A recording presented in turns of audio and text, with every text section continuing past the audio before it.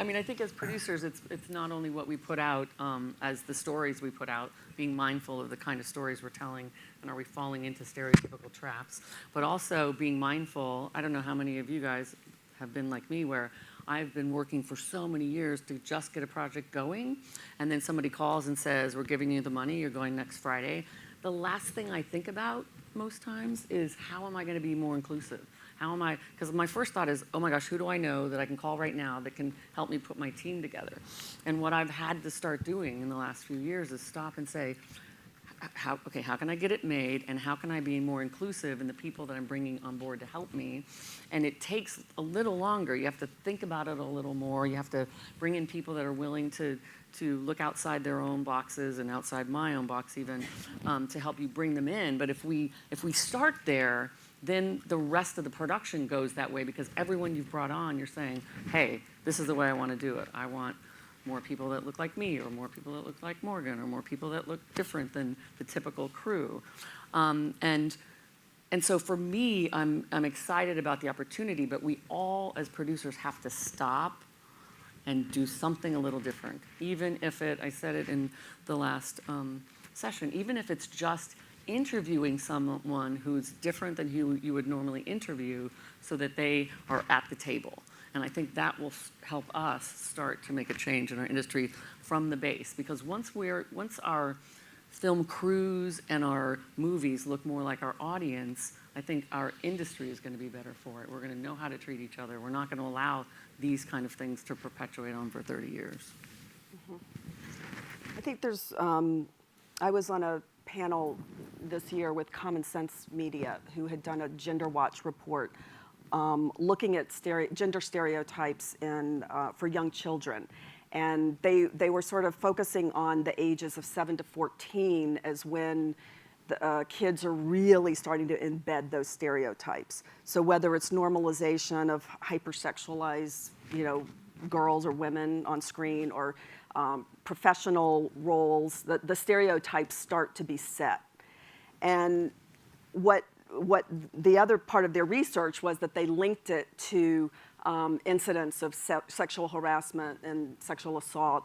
And what was also most interesting was that boys are considered, they're victims in this stereotype threat as well, because boys are not always, they're not necessarily coming into a place of toxic masculinity, as kids. So they're seeing stereotypes that they are supposed to fit into that they may or may not feel, which then can lead to alcoholism and drug abuse and all kinds of other problems. So like this, the role models that we're putting on screen for our kids is kind of where it all starts, and then it plays out for the rest of our lives. So I think, I don't know if Stephanie Dawson's in the room, but we've been taking a lot of feedback at the Culture Shift table today, and I loved your word, intentionality, which is what you're talking about, that we have to, the way we set up our shows to do it with intention.